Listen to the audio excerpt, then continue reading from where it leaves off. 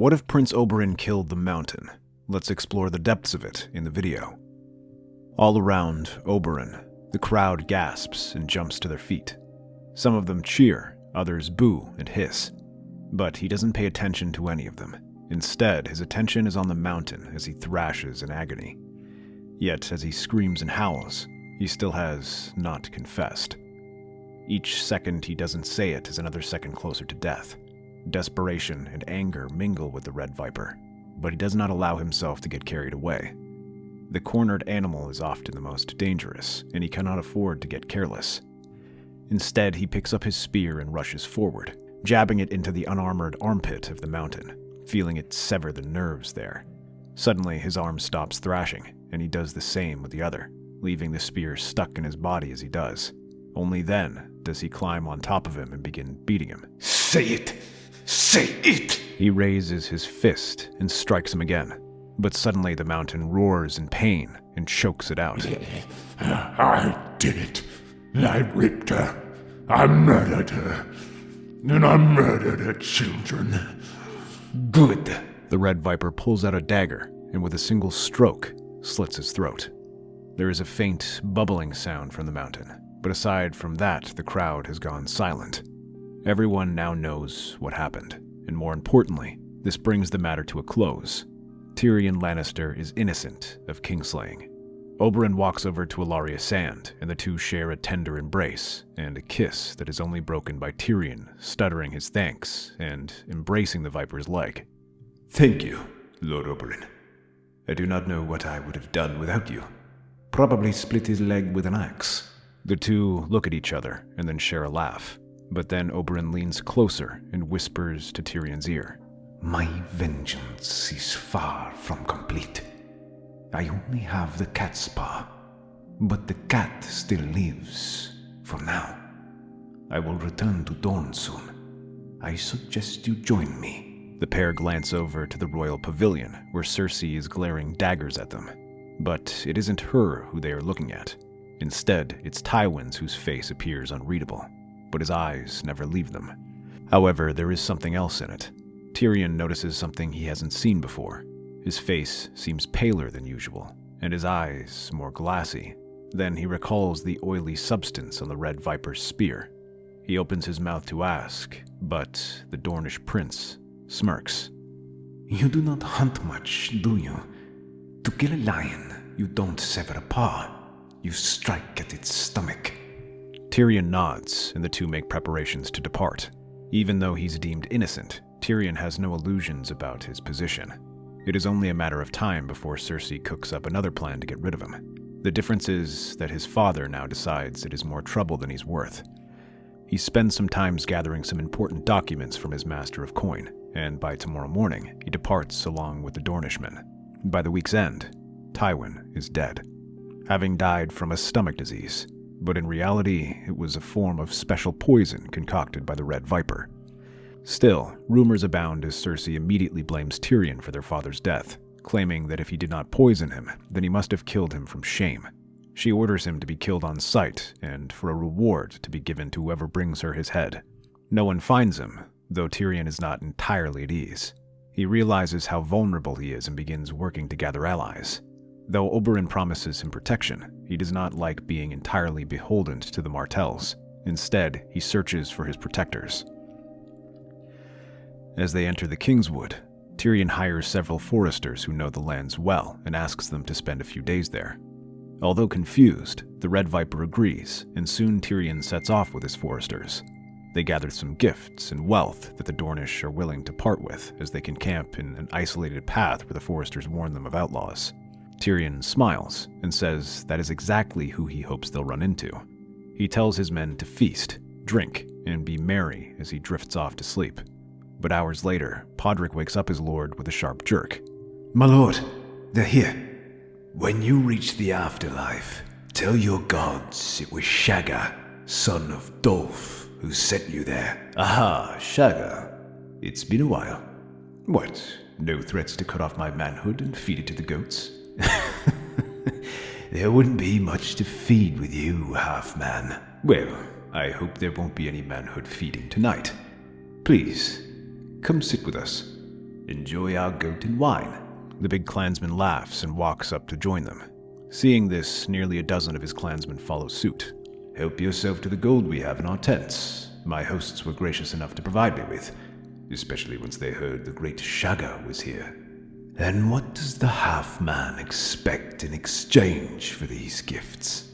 "What you offered before, and what you are excellent at giving. Your axes and your powerful arms." "And why should I give that? The little man promised Shagga steel and gold. Now he has both. What else do you have to give?" "Wine and beautiful women. This half-man is about to head down to Dawn, where some of the finest wine and most beautiful women are found. I would have thought the great Shagga would like to accompany me." He is accompanied by nearly 200 stone crows. In Sunspear, Tyrion is greeted as a guest of honor, as many Dornishmen know he will be a valuable ally against the Lannisters. They do not bother to hide him, as Tyrion is guilty of no crime and serves as an act of defiance against the Lannisters. However, they warn any Dornishman that he is under House Martell's protection. This is made even more apparent when he presents them with the ledgers containing the crown's debts. They see just how dire their position is, and how the Iron Throne seems poised for collapse.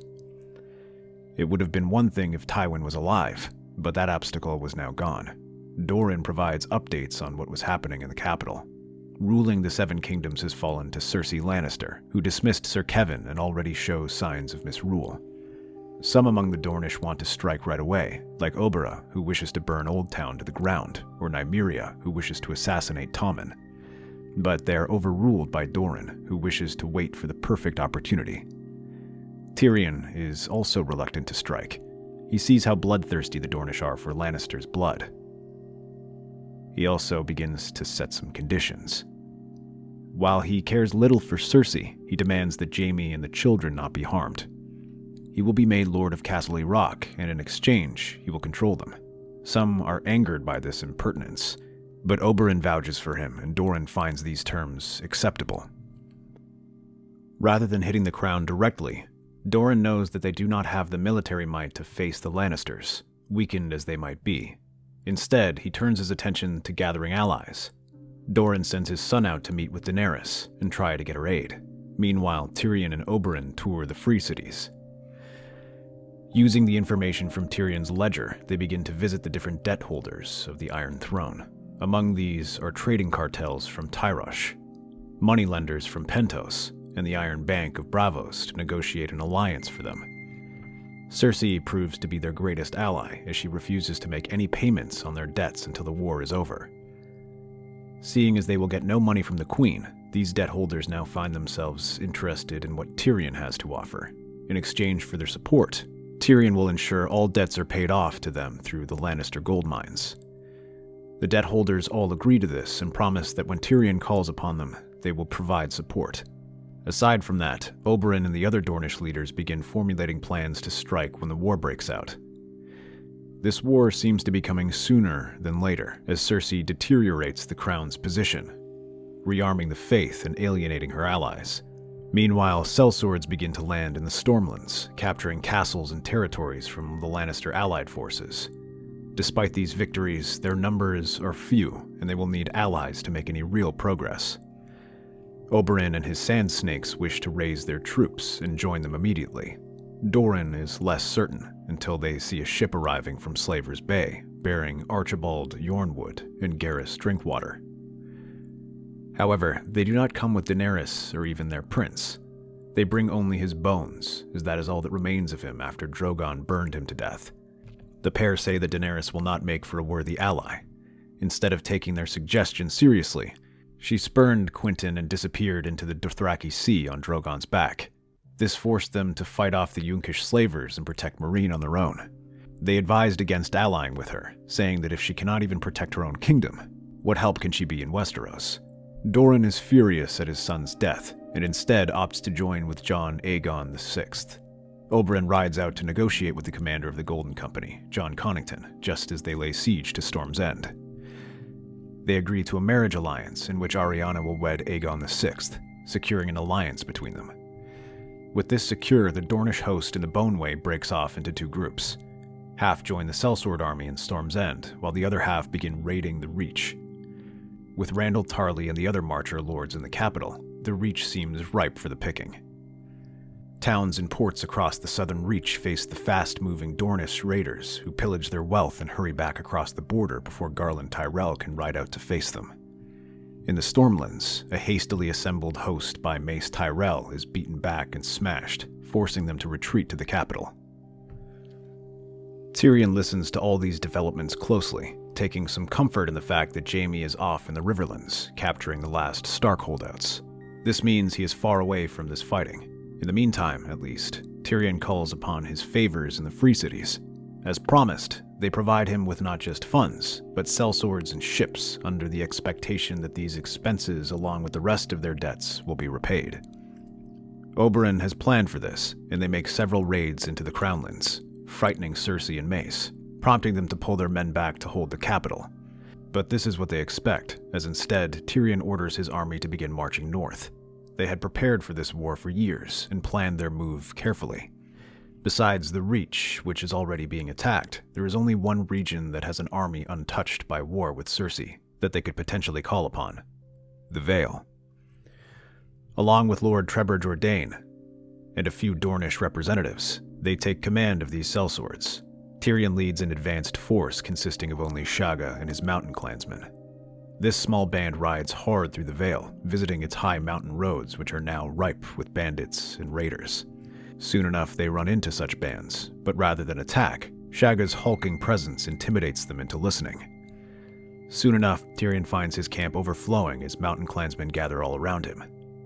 Shagga, his axe resting on one shoulder, looms closest, while Timett, Chella, and Gunther hang back, watching.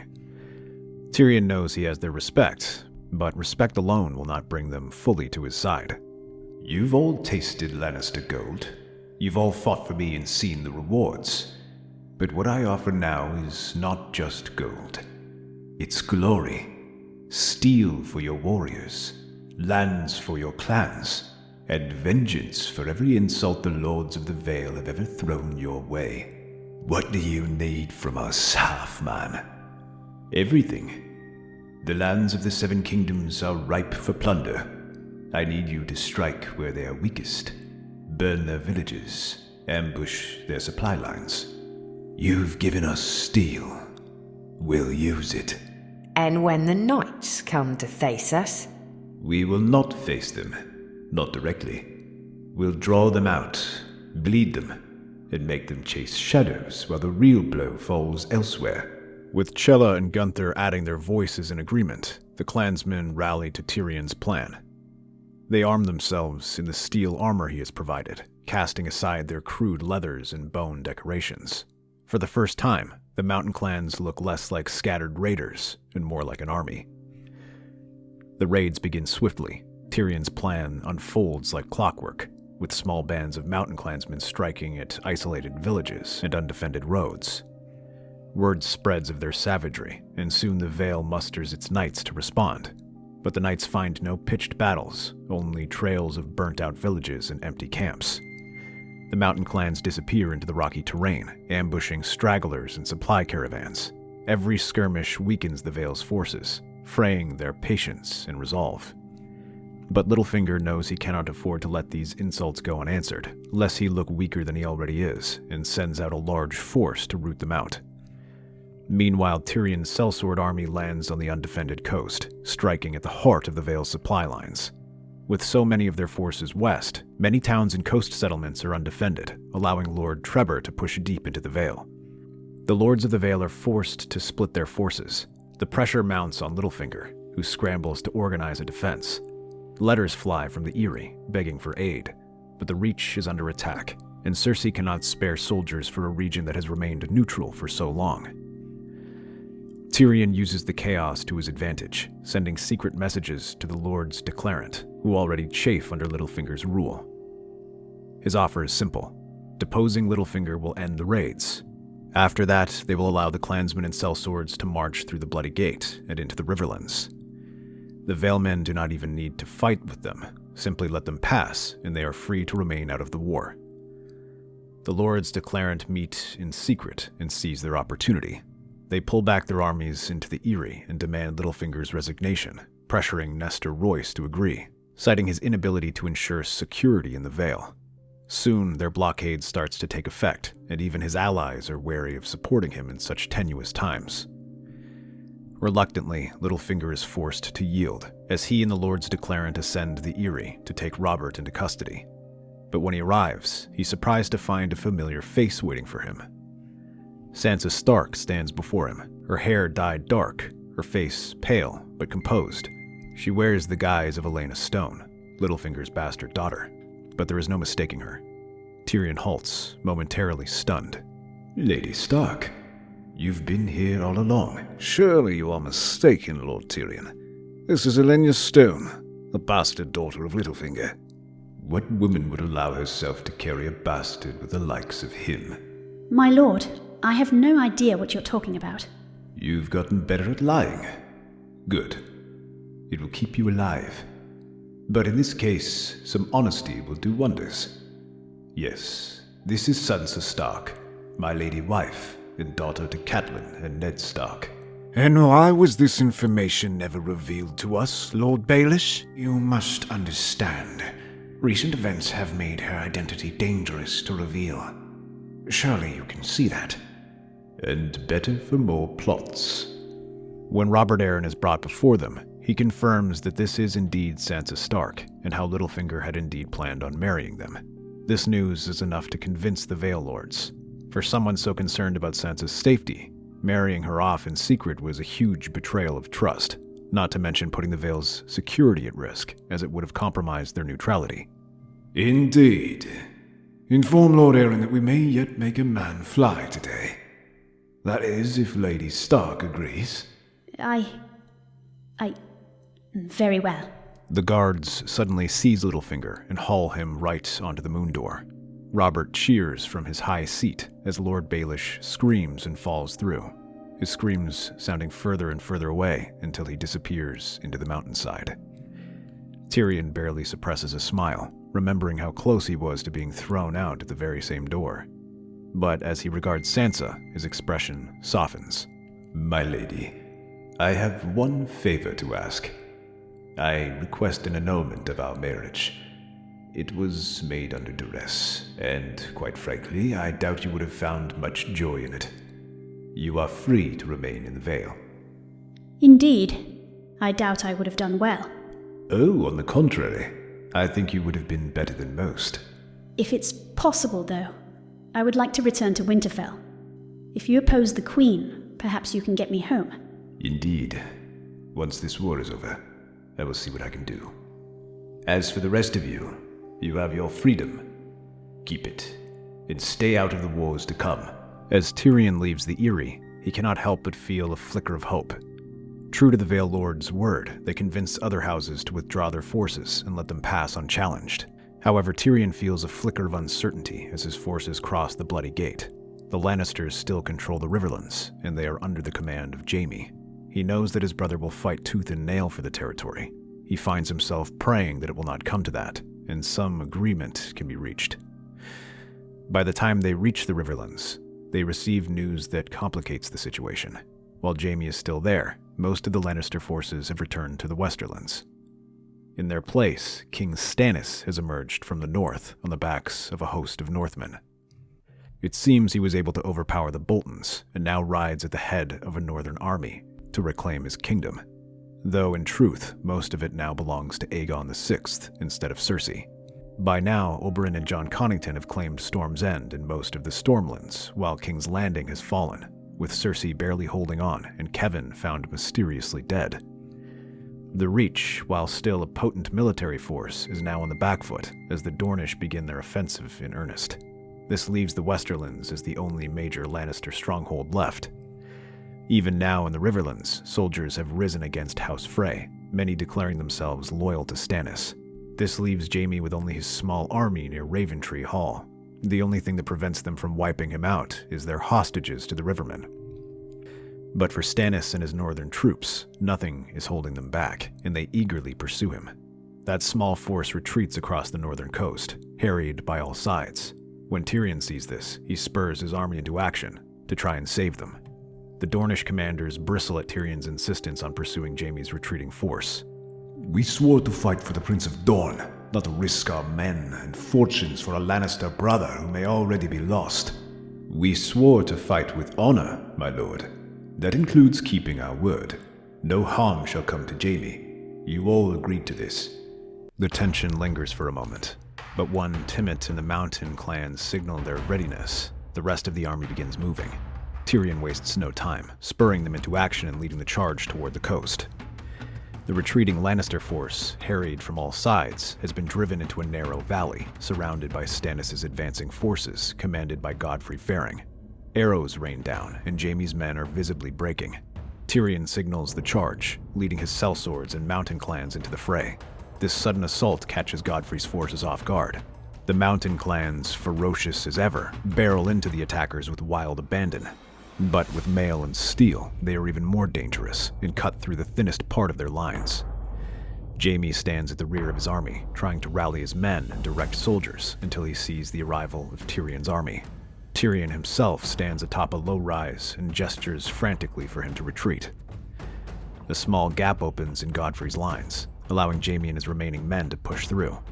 It is hard fighting, and most of his troops fall, though about 200 manage to slip past, including Jaime. Tyrion's army doesn't waste its time fighting with Godfrey and instead retreats to a nearby town to regroup. The brothers find each other in the aftermath, panting and bloodied, but alive. Jaime dismounts and limps towards Tyrion. I never thought I'd see you here. I thought you'd never set foot on another battlefield. I had good reason to this time. I've risked too much for that golden hand of yours. The two share a heartfelt embrace. Tyrion, I am truly grateful for this. I do not know what I would have done without you. You would have done the same for me. You know, in my trial of the Vale, I named you my champion. I knew you would have ridden day and night to save me. How could I not do the same? You know we're still on opposite sides of this war. Tyrion opens his mouth, but decides now is not the time to question him. There will be time for that tomorrow. For now, he is simply grateful that his brother is safe. The next day, scouts soon arrive and report Stannis himself is arriving with his main force. At first, they think he plans on besieging them, but instead, they report that Stannis wishes to negotiate. You are cornered, and this town is not prepared for a siege. Still, there is no need to draw this out. I will allow you to leave with your lives if your bannermen and sellswords join my cause. You have the upper hand now, your grace, but you overestimate your position. Aegon VI holds the capital, the Dornish, the Stormlands, and much of the Reach. The Vale has no love for you, and the Riverlands remain contested. If you insist on fighting, you'll bleed yourself dry for a crown you cannot keep. Aegon is a boy king propped up by his lies. Hardly the first king these past few years in a similar position. I've faced worse odds in one. I will not yield to a pretender. There are greater threats than you realize. Greater threats? What could possibly... Jaime opens his mouth to laugh, but Tyrion raises a hand, silencing him. A memory probes into his mind. Alistair Thorne, who came to King's Landing once, carrying a rotted hand. He mocked him and called him mad. You believe the claims of the Night's Watch? I do. You've not seen the happenings there as I have. The true war is in the north. If the realm is to survive, it must stand together under a strong king. If that's true, then another war between us weakens the realm further. The people who wronged you are dead. Renly, Tywin, Joffrey, and soon Cersei will join them. A new dynasty rules. What's the point of spilling more blood when the dead march on the living? Let me speak with him. Perhaps we can come to terms. You may even be able to keep Storm's End. What you say is true. But words are wind. Aegon must pledge himself to this fight, concretely. Until then, I have no reason to bend the knee. Convince him. Until then, we will hold our position. However, until then, your sellswords will remain under my custody. The Dornish and your wildlings can go serve as your escort. The two nod in silent agreement, parting ways as a brisk wind sweeps through the now calm battlefield. I still find it funny how we ended up here. Let me remind you then. After the Red Viper defeated the mountain, I quickly realized it was in my best interest to leave the capital. I fled to Dawn, and it seemed old Oberyn had some tricks up his sleeve, as he secretly planned to ally with Daenerys Stormborn. But after some failed diplomatic efforts, he turned to a dragon closer to home instead. This Aegon VI. He's a pretender. Perhaps, but a pretender with an army. The Martells began plotting, of course, and when Mace Tyrell and Cersei started bickering, I saw my opportunity. Your opportunity to do what? To survive. I would never be able to rest easy so long as Cersei remained on the throne. I reached out to the free cities and called in every favor I could. Sellswords, ships, gold to invade the Vale. I rallied the mountain clans, promised them proper steel and armor, and unleashed them on the Vale. Littlefinger didn't stand a chance. Littlefinger, is he? The little man flew, as our dear Lord Robert Arryn put it. The Lords Declarant were more than happy to turn on him once I made them an offer. I found my former wife there. Jaime freezes, immediately thinking back to the incident from their childhood, but Tyrion mistakes this as confusion. Sansa Stark, I had our marriage annulled.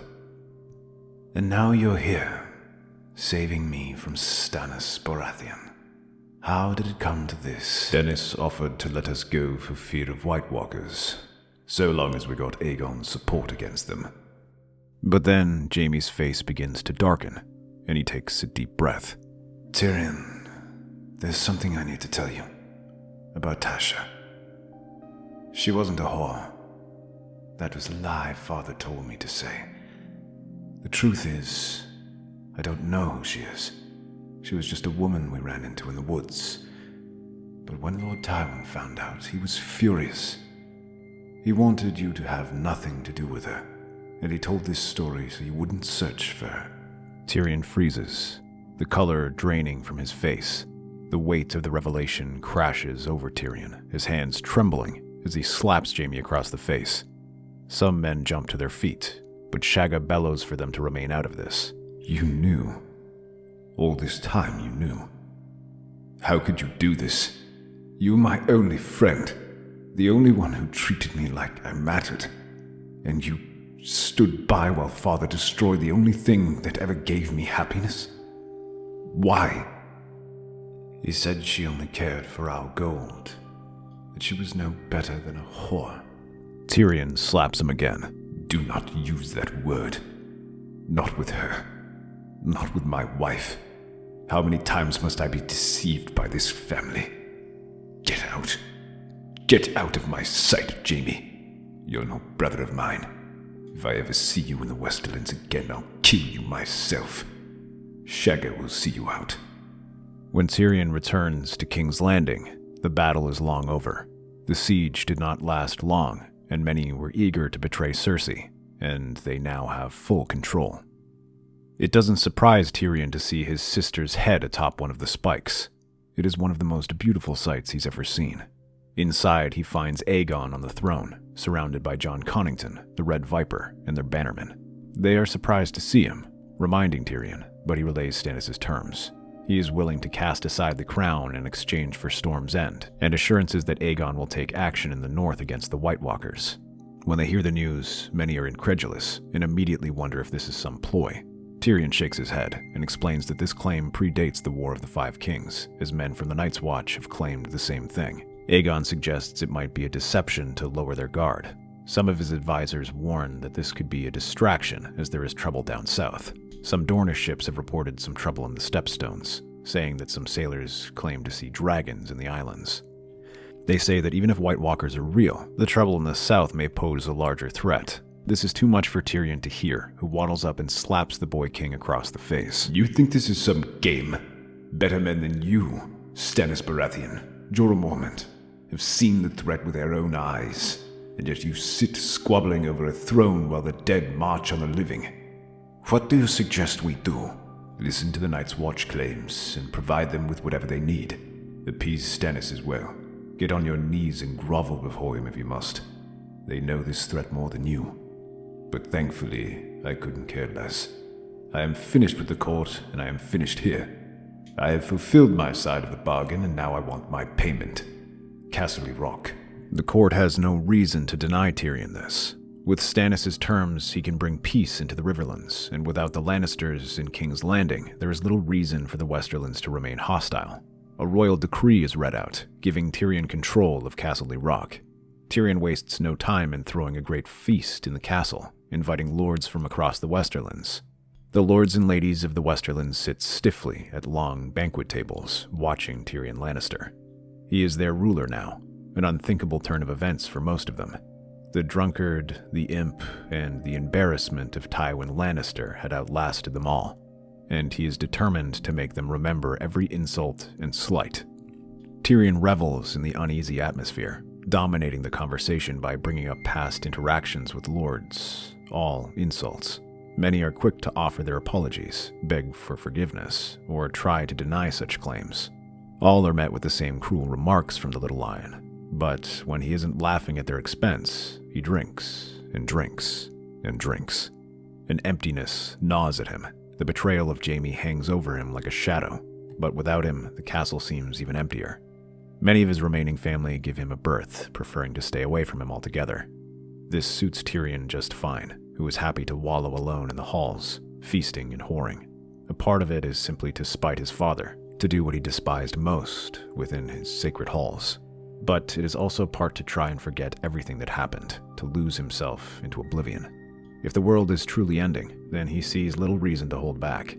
He has no one in his life save for his wine and his whores. Late at night, Tyrion sits alone in his chambers, the laughter from his feasts dying out and the sounds of his whores turning into loud snores. But while they sleep, he remains awake, staring at his wine goblet and pondering everything that has happened. The power he had craved for so long was his, but it felt hollow. He thinks of the people coming from the north, of the White Walkers, and the war that threatened to consume the world. Instead, he sinks back into his seat and sighs, waiting for the inevitable as he drinks his mug. But in the court, it is anything but quiet. As the reports of dragons and the stepstones grow, the uncertainty grows with it. While they heed Stannis' warning and send men to the north, none of them can truly ignore Daenerys in the south. Aegon himself seems torn between preparing for her arrival and addressing the threat in the north. Dornish ships are sent to investigate, but none return, as they either find themselves attacked by ships bearing the Red Dragon of House Targaryen, or are burned to cinders. Ravens are sent, offering terms that Daenerys may become Aegon's queen if she bends the knee, but they never receive a reply to these. As the silence grows, Jon even suggests sending expeditions to investigate this and root her out. This will primarily consist of Dornishmen and other Southerners, as Stannis has taken his army to the north to reinforce it. The Night's Watch works with these new arrivals to reinforce the wall as best they can, establishing fortifications and restoring castles. Stannis continues to support them from Winterfell, keeping a close watch on activity. Beyond the wall, wildlings continue to pour south, bringing stories more terrifying than the last. They talk about the dead gathering in numbers no one had ever seen before. Every night they hear wildlings being carried off, or eyes watching them. A large force of these free folk are trapped in Hardhome, and Jon Snow organizes a relief effort to try and rescue them. The Night's Watch fleet from Eastwatch by the Sea sails out to the Bay of Ice, looking to pick up the wildlings from Hardhome. However, this mission is a catastrophe. What begins as a desperate rescue effort turns into a slaughter. As the ships draw close to the bay, the weather turns foul and traps the ships in the bay with the same wildlings. Once they are trapped, the White Walkers descend upon the wildlings and the Night's Watch Rangers. Although armed with dragonglass weapons, they fight through endless waves of whites that do not tire, do not slow down, and do not yield. This is an unstoppable force, cutting through the defenses while the White Walkers summon the cold, leaving the trapped living beings fighting with the snow just as they do the dead. It takes several days, but one by one the ships are overrun, and the town itself falls to the White Walkers, raising the countless dead and commandeering almost 30 ships. The news spreads like wildfire, sending shockwaves through Westeros. The frozen tide is no longer contained beyond the wall. Reinforcements are rushed to Eastwatch, and its garrison is fortified. But while the magical barriers may protect the wall, it does not protect the shivering sea as the dead sail the ships and descend upon the castle. The fortifications hold them back for a time, but they cannot cover years of neglect, and the White Walkers rush at them. Without Cotter Pike, Jon Snow hurries to lead the defenses, but this is far from enough, as thousands of Whites fall upon them at once, leaving the Night's Watch desperately unprepared, especially as the White Walkers join them. Their icy powers and inhuman eyes are like nothing the men have ever seen.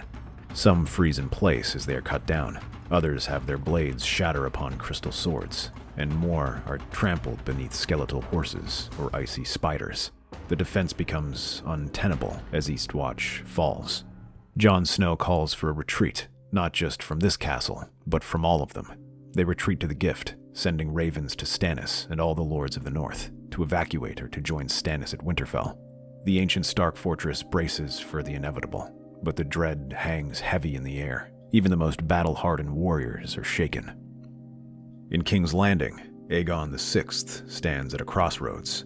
He begins organizing reinforcements to send to the north, but Oberyn reminds him that Daenerys cannot be ignored either. She has dragons, and their destructive powers can match even the dead.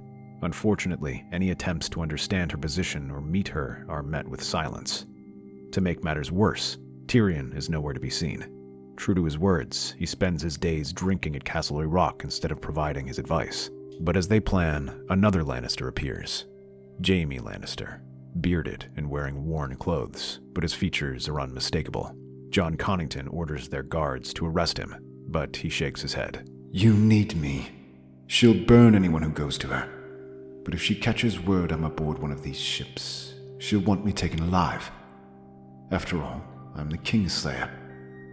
I can talk to her. Give me the letters to convince her. The room erupts into chaos, lords and knights arguing over the risk of sending Jaime to the Dragon Queen. Aegon is silent, but nods, and announces that a ship will depart to take Jaime Lannister to the Stepstones.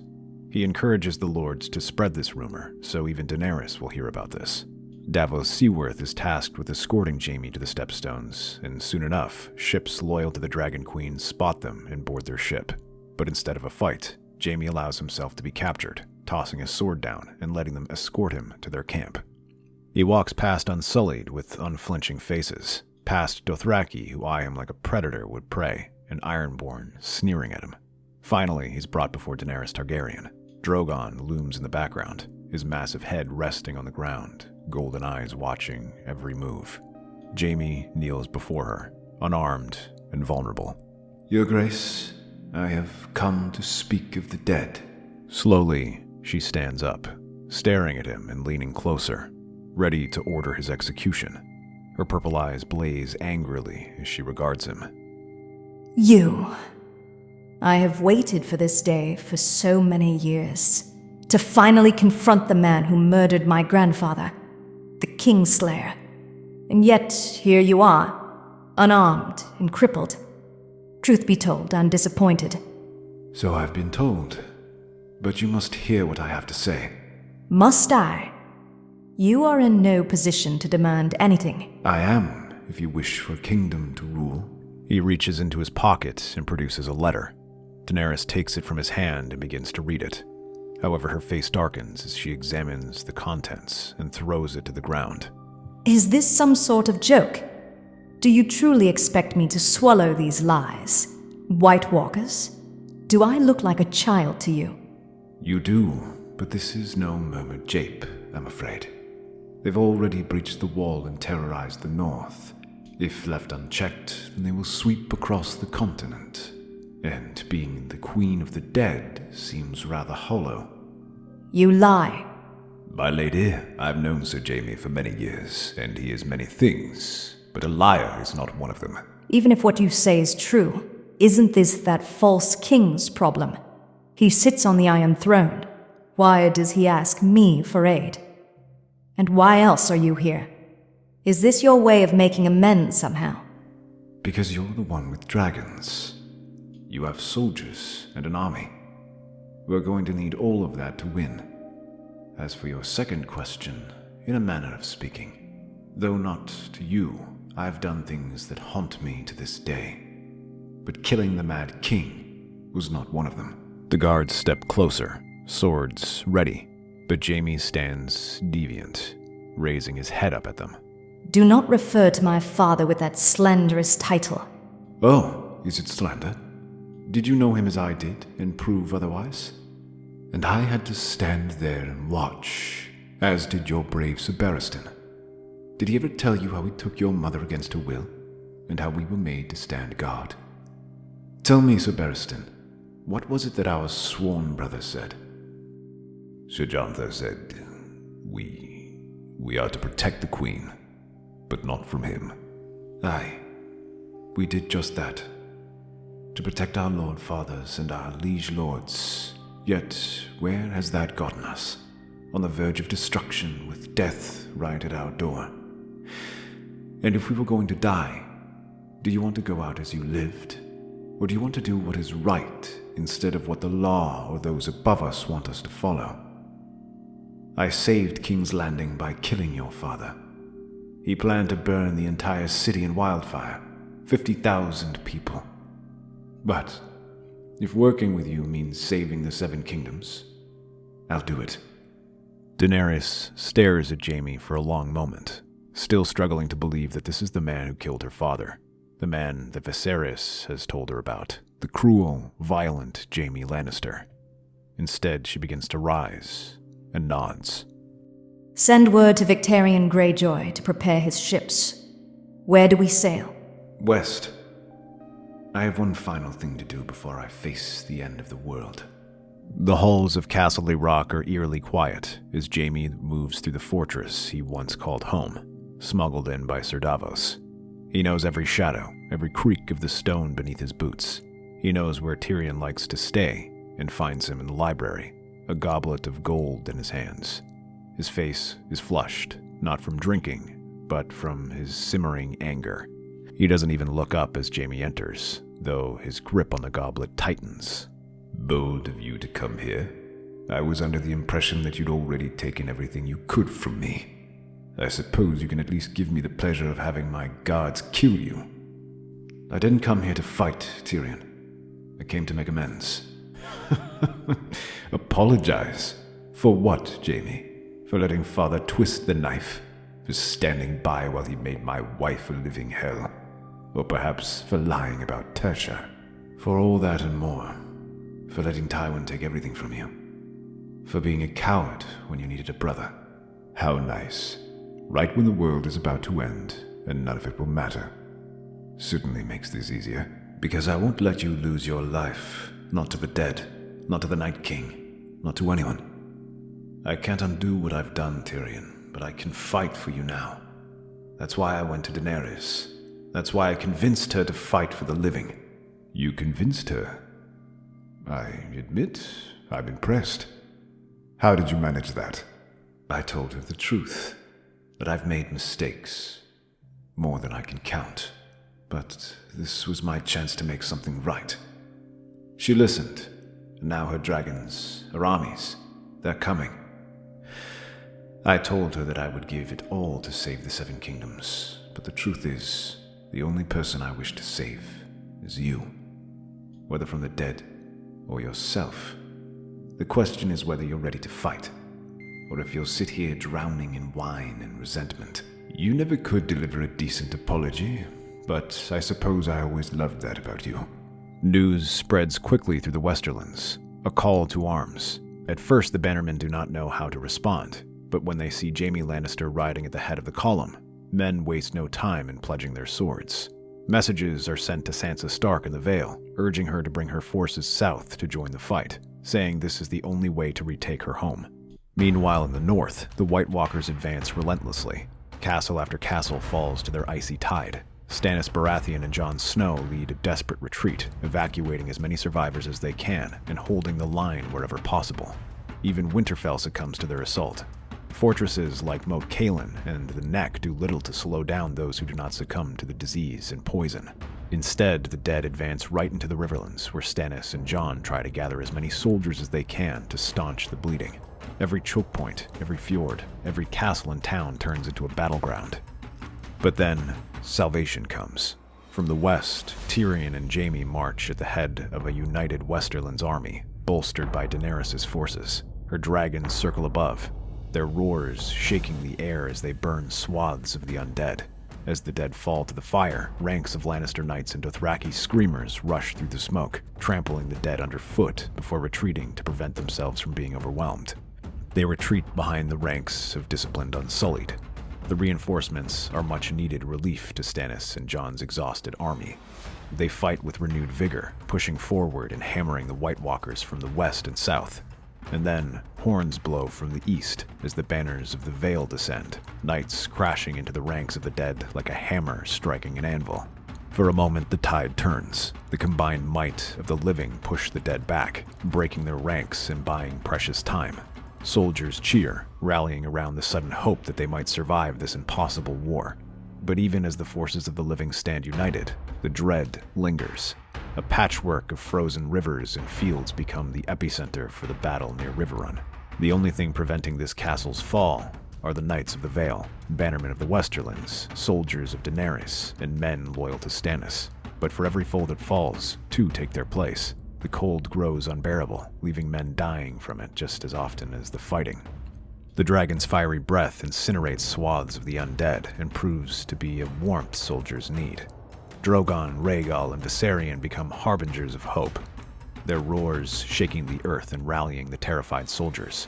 Jaime fights with the desperation of a man seeking redemption, cutting down whites as he struggles to protect Tyrion, who commands from the rear. Yet just as often, Jaime finds himself needing to be saved by Tyrion due to fighting with his offhand. By then, the temperature drops again as the Night King joins the fight, focusing his attention on the western flank. The temperature drops dramatically, leaving some men to succumb to exhaustion, weakening their lines as the Night King raises them back. The battlefield, already teetering on the edge of chaos, becomes an all-out slaughter. In the midst of the carnage, a group of whites breaks through the lines, swarming toward the Lannister lord as he frantically orders a retreat. Jaime charges forward, cutting a bloody path to his brother, his golden hand swinging like a mace. He pulls Tyrion onto his horse just as an icy spear flies toward them. It narrowly misses, embedding itself in the ground with a crackle of frost. The living are pushed back toward Riverrun's walls, their forces splintering under the relentless assault. Daenerys, atop Drogon, roars commands to her dragons, who sweep down to stem the tide. Rhaegal and Viserion's fire creates a burning line between the dead and the living, buying time for the soldiers to regroup. Sansa, Jon Royce, Jon Snow, and Stannis all try to push towards this sector, rallying their forces and fighting hard, but it is like fighting against a tidal wave. What changes the battle is Aegon VI and the Golden Company. The disciplined mercenaries charge into the fray, their elephants trampling through the whites and reinforcing the central army. Aegon himself rides at the head of the charge, his sword gleaming as he cuts through the undead. Jon Snow and Stannis, seizing the opportunity, rally their forces and join the counterattack. The Night King, sensing the momentum shift, unleashes a storm of frost that freezes dozens of soldiers in an instant. Aegon, undeterred, rides toward the Night King, his sword raised high. Aegon's Valyrian steel sword proves to be his saving grace, able to parry the Night King's strikes with unnatural strength. Around them, whites rush to mob the king, but Daenerys takes to the skies once more. Drogon flies low, spewing fire to clear a path through the whites. The Night King, sensing the danger, turns his attention to Daenerys, hurling an icy spear. Drogon twists in the air, narrowly avoiding the projectile. This allows Jon Snow to rush in, swinging his sword at the Night King. Together, the two warriors push him back and finally overwhelm the ancient being, plunging Blackfire and Longclaw into his chest. The Night King shatters like glass, his demise triggering the collapse of his undead army. The whites freeze in place before crumbling into heaps of lifeless bones and ice. As the dead collapse around them, the survivors cheer, raising their swords in the air in triumph of their victory for the living. But with the long night over, a new question is raised on the matter of kingship. A great council is called to determine the right of succession, and it is decided that Aegon VI and Daenerys shall marry to secure their line. Sansa is made Lady of Winterfell, and Jon is invited back to help rebuild the north. Stannis also goes to help them, being tasked with stabilizing the Westerlands, Riverlands, and the north, which have been devastated. In the west, Tyrion renounces his title as Lord of Castle Rock in favor of for one of his cousins. Instead, Him and Jaime sail east to Essos with one goal: find Tasha. Westeros is a land filled with exciting stories and possibilities, and we love exploring them. If you want to accompany us on this journey across the Seven Kingdoms and beyond, then please like, share, and subscribe to our channel.